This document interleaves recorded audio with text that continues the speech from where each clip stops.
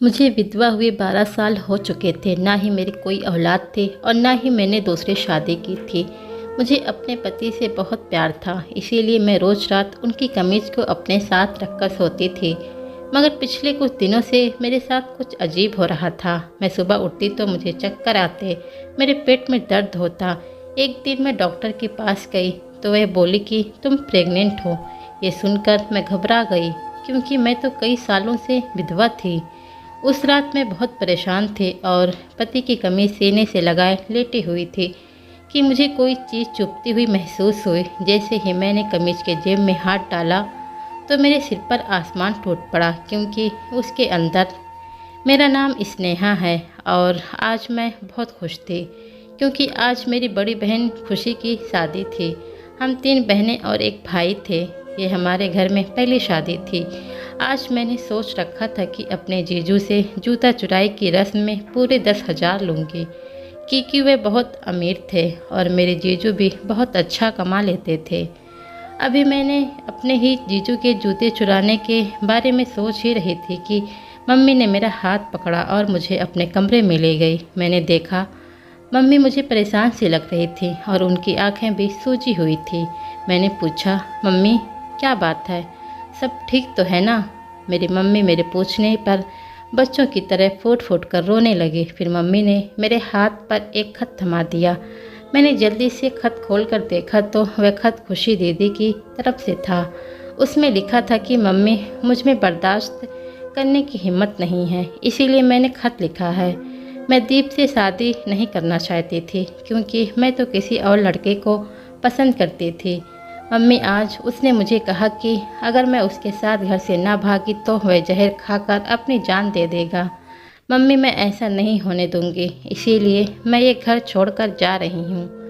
Mummy मैं जानती हूँ कि इस तरह आपकी बहुत बदनामी होगी। भगवान के लिए मुझे माफ़ कर दीजिएगा। मैं अपनी दीदी का खत पढ़कर कांपने लगी थी। मम्मी बोली कि स्नेहा, क्या तुम्हें अपनी बहन की करतूतों का पता था? मैं फूट फूट कर रोने लगी और बोली, मम्मी कसम से मैं इस बारे में कुछ नहीं जानती थी, वरना मैं दीदी को कभी इस घर से न जाने देती। मम्मी कहने लगी, देखना तुम्हारे पापा की इज्जत नीलाम हो जाएगी बेटी। बताओ इस हाल में हम क्या करें? मैं बोली, मम्मी मैं नहीं जानती कि हमें क्या करना चाहिए।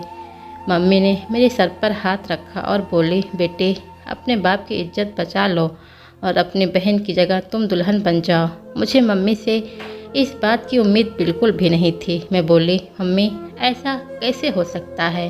अगर मैं आपकी बात मान ली और ये शादी कर भी ली तो खुद सोचें, जब मेरे ससुराल वालों को इस बात का पता चलेगा तो वे मेरे साथ क्या सलूक करेंगे? वे तो मेरा जीना हराम कर देंगे। मम्मी कहती हैं, तुम्हारे पापा दिल के मरीज हैं, वो ये सदमा बर्दाश्त नहीं कर पाएंगे। आगे तुम्हारी मर्जी।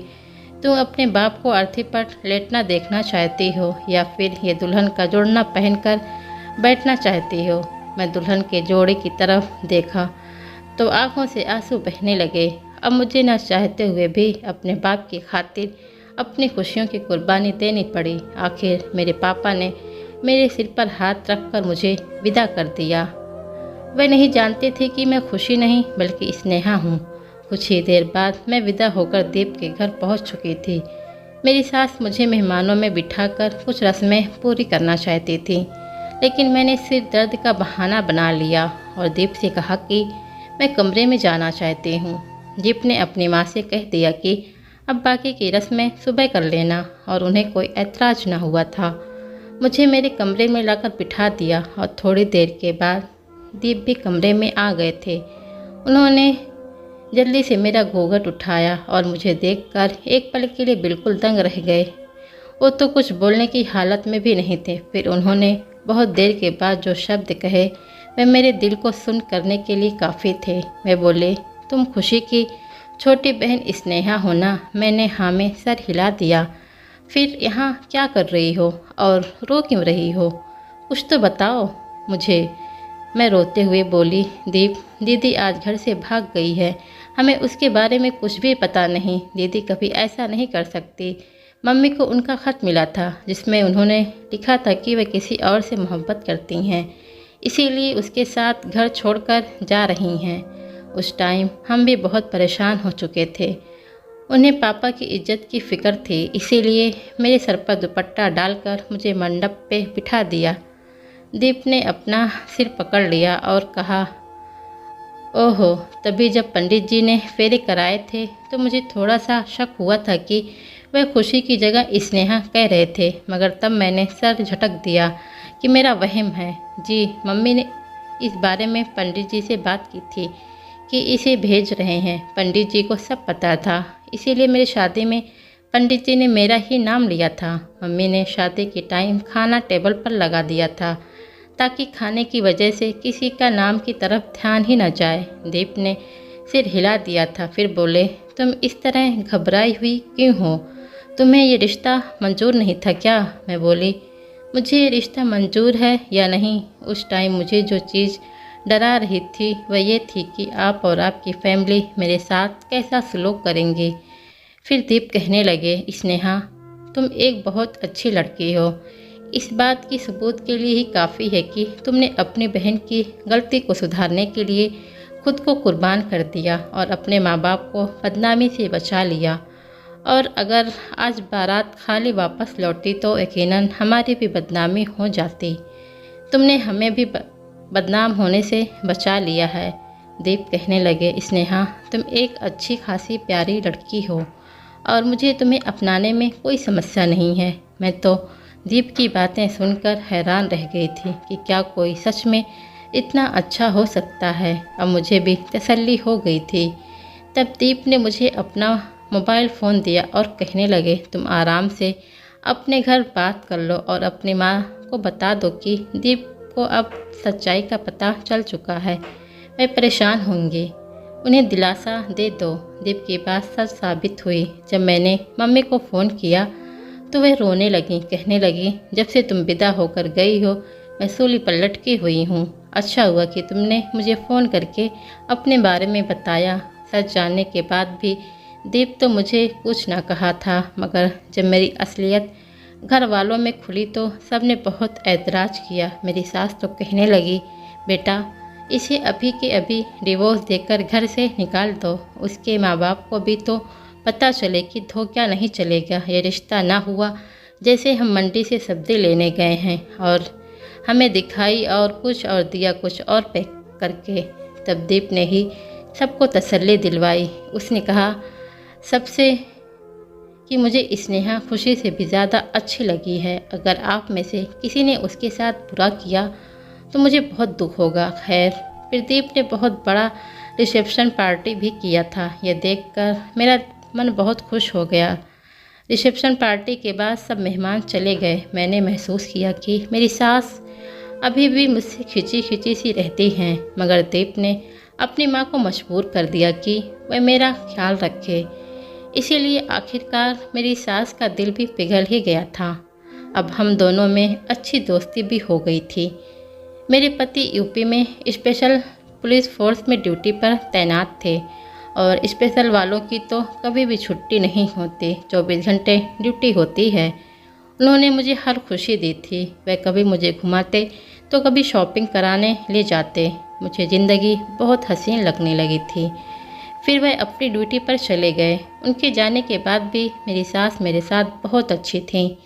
एक दिन उन्होंने मुझे अपने पास बुलाया और कहने लगी, बहू, मेरा बेटा तो अब ड्यूटी पर चला गया है, लेकिन तुमने खुशखबरी अभी तक नहीं सुनाई। मैंने अपनी सास को बताया कि अभी तो कोई खुशखबरी नहीं है। ये सुनकर मेरी सास ने कहा कि मैं चाहती हूँ कि मेरे बेटे की निशानी मेरे पास हो। बेटी, तुम ऐसा करो कि कुछ साल के लिए दीप के पास चली जाओ, तब तक मैं अपनी बहन के घर चली जाऊँगी। मेरे बेटे दीप को सरकारी क्वार्टर तो मिल ही गया है, तुम उसके पास जाकर रह सकती हो। दीप को भी औलाद की बहुत ख्वाहिश थी। मुझे अपनी सास से इस तरह की बात की उम्मीद नहीं थी। मुझे तो लगा कि वह मुझे हमेशा मेरे पति से दूर रखेंगी और उसके पास नहीं जाने देंगी, मगर उन्होंने मेरे ख्याल को गलत साबित कर दिया। मेरी सास ने उसी दिन दीप को फ़ोन करके कह दिया कि उसका भी अपने साथ रहने का इंतज़ाम करे।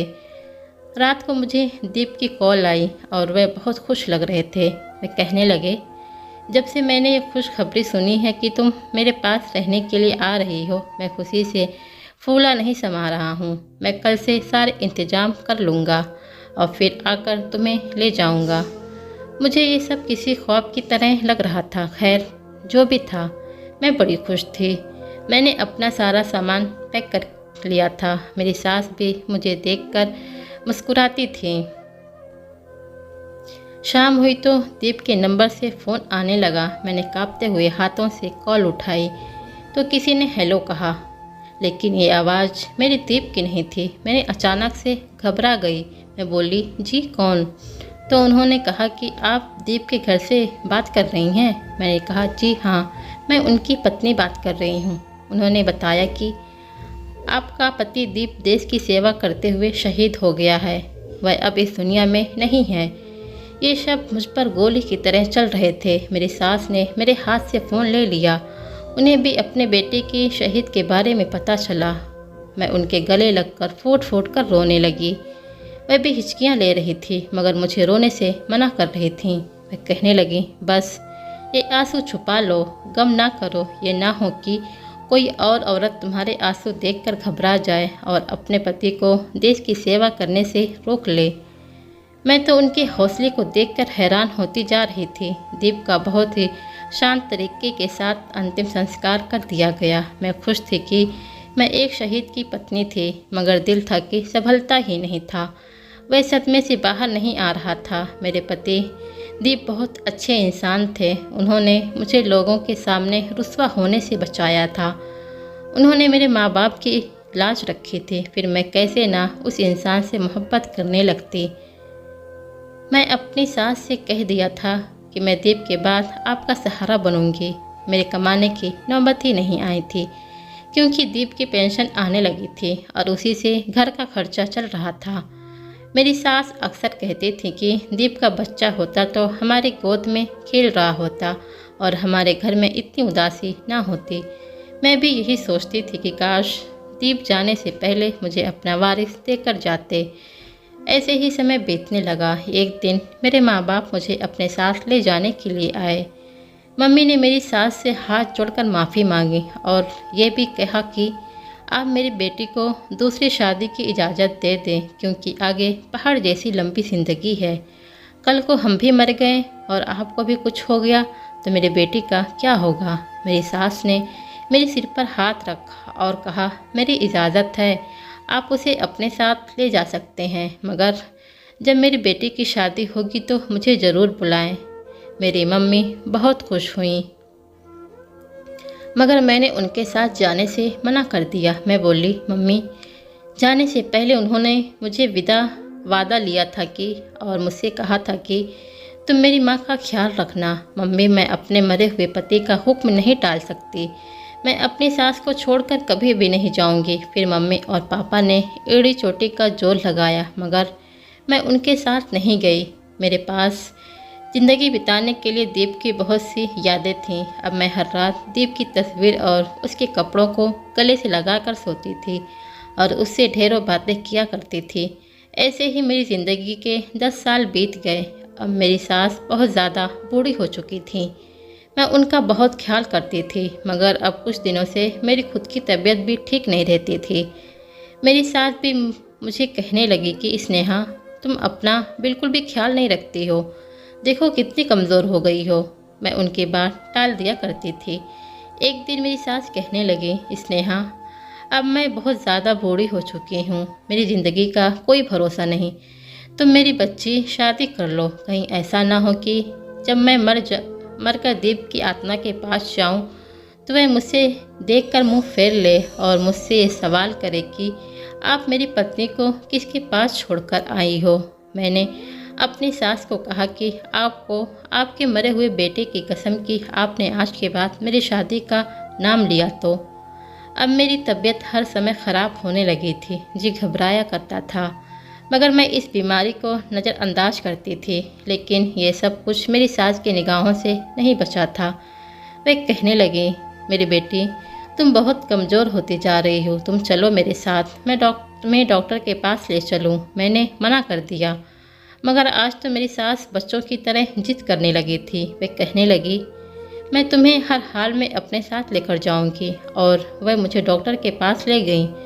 डॉक्टर मेरा चेकअप करने के बाद बोली, बहुत बहुत मुबारक हो आप तो प्रेग्नेंट हैं। ये बात सुनकर मैं और मेरी सास हम दोनों हक्का बक्का रह गए। हमने एक दूसरे की तरफ देखा। डॉक्टर दवाइयों के बारे में बताती रही और सावधानी के बारे में कहती, मगर मेरे पल्ले उसकी कोई बात नहीं पड़ी थी। मेरा दिमाग तो इसी पर ही उलझ गया था कि ये कैसे मुमकिन हो सकता है। खैर, हम दोनों सास बहू घर आ चुके थे। सारा रास्ता हम दोनों चुप रहे। घर जाकर मेरी सास मेरे सिर पर हाथ रखा और बोली, बेटा मुझे तुमसे कोई गिला नहीं। तुम उस बच्चे के बाप को फ़ोन करके बुला लो और मैं तुम दोनों की शादी करवा दूंगी।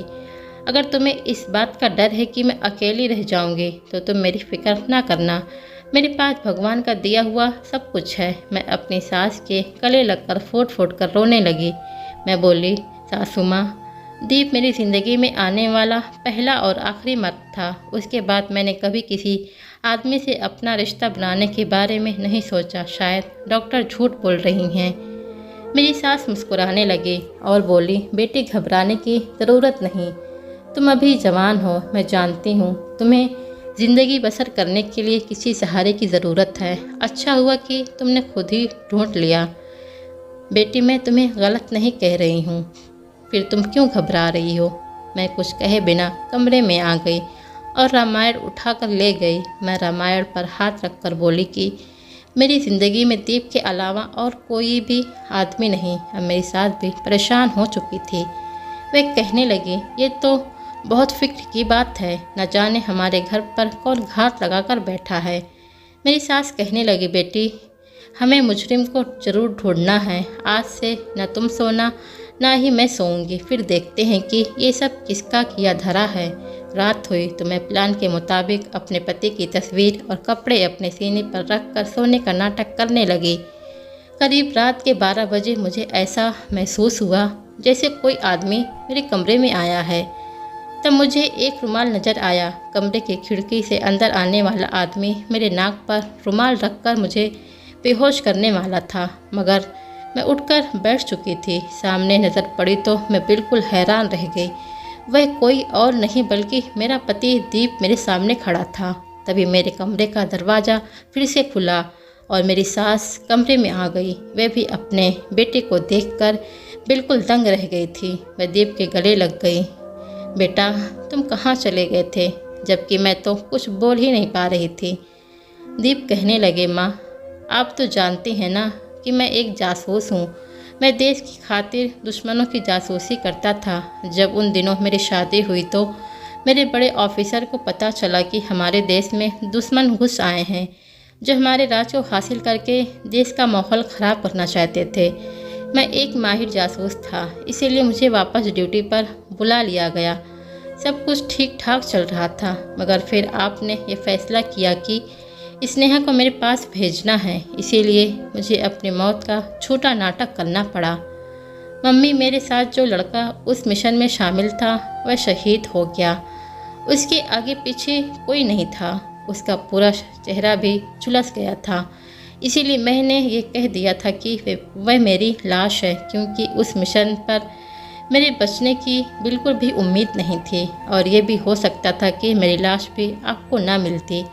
लेकिन मेरी खुशकिस्मती थी कि मैं उस मिशन में कामयाब हो गया और बच गया।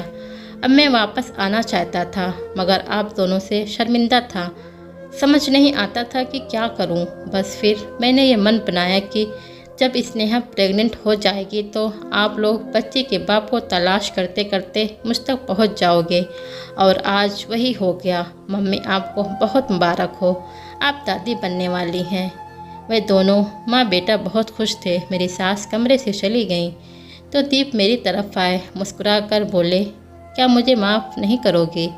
मैं कहने लगी, आपको पता नहीं कि ये पिछले 10 साल मैंने आपके बिना कैसे बिताए हैं। बिना सहारे के मैंने अपनी ज़िंदगी के 10 खूबसूरत साल गम के हवाले कर दिए। दीप कहने लगे, तुम बिल्कुल सच्ची हो, मगर एक बार मैंने तुम्हें अपना मनाया था जब तुम उस ज़िंदगी से हार बैठी थी और बहुत घबराई थी। आज मैं घबराया हुआ हूँ। तो मुझे अपना लो। दीप की इस बात के बाद मैं कुछ भी बोलने के काबिल नहीं रही थी। मैंने उन्हें माफ़ कर दिया। मैं आज एक बेटे की माँ बन चुकी हूँ। ये दिन मेरी ज़िंदगी का सबसे खूबसूरत दिन है। मैं भगवान का शुक्र अदा करती हूँ कि उसने मेरा पति मुझे वापस लौटा दिया और उसके गैर मौजूदगी में मेरे कदमों को बहकने से रोक दिया। नहीं तो शायद आज मेरी किस्मत में यह खुशियाँ ना होती। दोस्तों, ये थी आज की कहानी। अगर कहानी अच्छी लगी हो तो प्लीज़ वीडियो को लाइक कीजिए, शेयर कीजिए और कमेंट भी करें। चैनल को अभी तक सब्सक्राइब नहीं किया तो प्लीज़ सब्सक्राइब कर लो।